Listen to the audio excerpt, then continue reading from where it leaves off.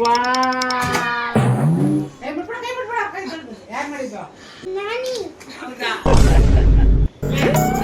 Hi hello welcome back to my channel. So ಇವತ್ತು ಒಂದು vlog ಮಾಡೋಣ ಅಂದ್ಕೊಂಡಿದ್ದೀನಿ. ಇವತ್ತಿನ ಡೇನಲ್ಲಿ ನಾನು ಏನು ಮಾಡಿದೆ ಅಂತ.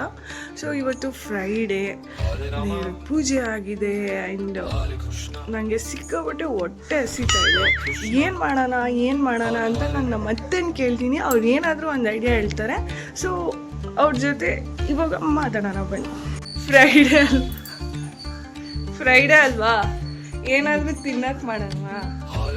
ಏನ್ ಮಾಡೋಣ ಇದ್ಯಾ? ಏನ್ ಮಾಡೋಣ ಹೇಳು. ಚಕ್ಲಿ ಮಾಡೋಣ. ಚಕ್ಲಿನ ಅಮ್ಮ, ಇವಾಗ ಚಕ್ಲಿ ಮಾಡಕ್ಕೆ ಅದನ್ನೆಲ್ಲ ಬೀಸ್ಬೇಕಲ್ಲ, ಏನ್ ಇಲ್ಲ ನಾನು ಪ್ರಿಪೇರ್ ಮಾಡಿ ಇಟ್ಕೊಂಡಿದ್ದೀನಿ ಚಕ್ಲಿ ಹಿಟ್ಟನ್ನ. ನಿಮಗೆ ತೋರಿಸ್ಕೊಡ್ತೀನಿ ಆಮೇಲಿಂದ. ಈಗ ನಾನು ಮಾಡೋದನ್ನ ಹೇಳ್ತೀನಿ ಏನೇನು ಅಂತೇಳಿ. ಇವಾಗ ಹೆಂಗ್ ಮಾಡೋದು ಅಂತ ಆಲ್ರೆಡಿ ಇಟ್ಟಿದ್ಯಲ್ಲ, ನಾವು ಕಳ್ದ್ಬಿಟ್ಟು ರೆಡಿ ಮಾಡಿ ಇಟ್ಕೊಂಡ್ಬಿಟ್ಟಿದ್ದೀನಿ. ಎಲ್ಲ ರೆಡಿ ಮಾಡಿ ಇಟ್ಟಿದ್ದೀನಿ ಎಲ್ಲ. ಈಗ ಎಣ್ಣೆ ಕಾಯಿಸ್ಬಿಟ್ಟು ಎಲ್ಲ ಕಲಿಸ್ಬಿಟ್ಟು ಚಕ್ಲಿ ಒತ್ತೋಣ. ಅಕ್ಕಿನ ತೊಳ್ದು ನೆರಳಲ್ಲೇ ಒಣಗಿಸ್ಕೋಬೇಕು. ಸೊ ಒಂದಿನ ಪೂರ್ತಿ ಒಣಗಿಸ್ಕೊಳ್ಳಿ. ಅಕ್ಕಿಗೆ ಒಂದು ಬಟ್ಲು ಕಡಲೆ, ಒಂದು 10-15 ಒಣಗಿ ಮೆಣಸಿನಕಾಯಿ, ಇವಾಗ 1 ಟೀ ಗ್ಲಾಸ್ ಅಷ್ಟು ಉದ್ದಿನ ಬೇಳೆ,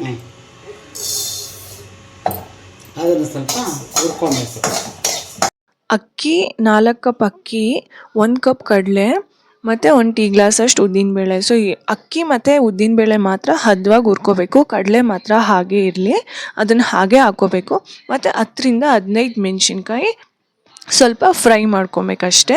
ಸೊ ಇಷ್ಟೆಲ್ಲ ಫ್ರೈ ಮಾಡ್ಕೊಂಡ್ಮೇಲೆ ಈ ರೀತಿ ಇರುತ್ತೆ ನೋಡಿ, ಒಣಗಿದ ಮೆಣಸಿನ್ಕಾಯಿ. ನಾವೇನು ಅದೇ ಬಿಸಿ ಇರುತ್ತಲ್ವ, ಸೊ ಅಷ್ಟೇ. ಇಷ್ಟೆಲ್ಲ ನಾವು ಮಿಷಿನ್ಗೆ ಹಾಕ್ಕೊಂಡು ರೆಡಿ ಬೀಸ್ಕೊಂಡ್ಬರ್ಬೇಕು. ಓಕೆ. ಆಮೇಲೆ ಅದೆಲ್ಲ ಜಲ್ದಿ ಹಿಡಿಬೇಕು. ಹೌದು, ಅದೆಲ್ಲ ಜಲ್ದಿ ಹಿಡಿಬೇಕು. ಜಲ್ದಿ ಹಿಡಿದ್ಮೇಲೆ ಕ್ಲೀನಾಗಿ ಬರುತ್ತೆ. ಎಣ್ಣೆ ಹಾಕ್ಕೊಂಡ್ರೆ ಚೆನ್ನಾಗಿ ಬರುತ್ತೆ ಟೇಸ್ಟು. ಹೋಮ್ಕಾಳು ಹಾಕ್ಕೊಂಡಿದ್ದೀನಿ ಇದಕ್ಕೆ. ಎಷ್ಟು ರುಚಿಗೆ ಖಾರ ಬೇಕು ನಾವು. ನಮ್ಮನೇಲಿ ಸ್ವಲ್ಪ ಖಾರ ತಿಂತಾರೆ, ಅದರಿಂದ ನಾನು ಹಾಕಿದ್ದೀನಿ. ಎಣ್ಣೆ ಬಿಸಿ ಆಯ್ತು. ಈಗ ಎಣ್ಣೆ ಬಿಸಿ ಆದಮೇಲೆ ಇದಕ್ಕೆ ಹಾಕೋಣ.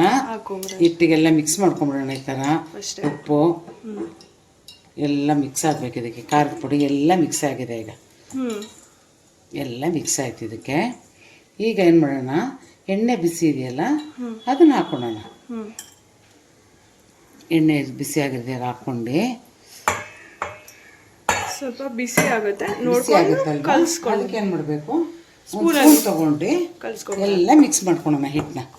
ಈ ಥರ ಕೈಯಲ್ಲಿ ಹಿಂಗೆ ಅಂದ್ಕೊಂಡು ಎಲ್ಲ ನೀರು ತಣ್ಣಗಾಯ್ತಲ್ವಾ ಎಣ್ಣೆ ಎಲ್ಲ. ಈಗ ಅಂದ್ಕೊಂಡು ನೋಡಿ ಹಿಂಗೆ ಬರಬೇಕು ಉಂಡೆ.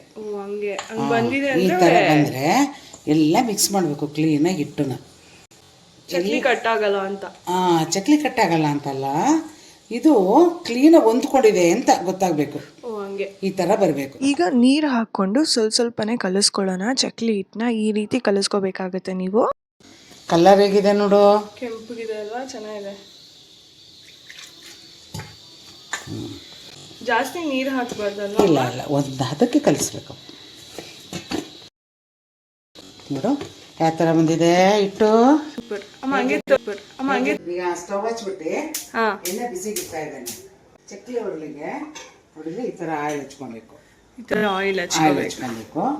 ಇಲ್ಲಿ ಇಟ್ಕೊಂಡೋಣ ಅದನ್ನ. ಇದಕ್ಕೂ ಸ್ವಲ್ಪ ಆಯಿಲ್ ಹಚ್ಕೊಬೇಕು. ಮೆತ್ಕೊಂಡೇ ಇರಲಿ ಅಂತ. ಏನಕ್ಕೆ ಹಚ್ಚೋದು ಅಂದರೆ ಹಿಟ್ಟು ಮೆತ್ಕೊಬಾರ್ದು ಅಂತ. ಆಮೇಲೆ ಈ ಥರ ಉಂಡೆ ಮಾಡಿಬಿಟ್ಟು ಇದ್ರಲ್ಲಿ ಹಾಕ್ತೀನಿ. ಈ ಥರ ಪ್ಲೇಟ್ಸ್ ಇಟ್ಕೊತೀನಿ. ಈ ಥರ ಪ್ಲೇಟ್ ಮೇಲೆ ಪ್ಲೇಟ್ ಇಟ್ಕೊಂಡು ಇದ್ರ ಮೇಲೆ ಚಕ್ಲಿ ಹೊತ್ಕೊತೀನಿ. ಯಾಕೆಂದ್ರೆ ಅಲ್ಲಿ ಬೀಳುವಾಗ ಆಯಿಲ್ಗೆಲ್ಲ ಸಿಡಿಯುತ್ತೆ, ಅದಕ್ಕೆ ಅಂದ್ಬಿಟ್ಟು ಆ ಥರ ಮಾಡ್ತೀನಿ. ಹೌದಾ? ವಾವ್, ಚೆನ್ನಾಗಿ ಬರ್ತಾ ಇದೆ.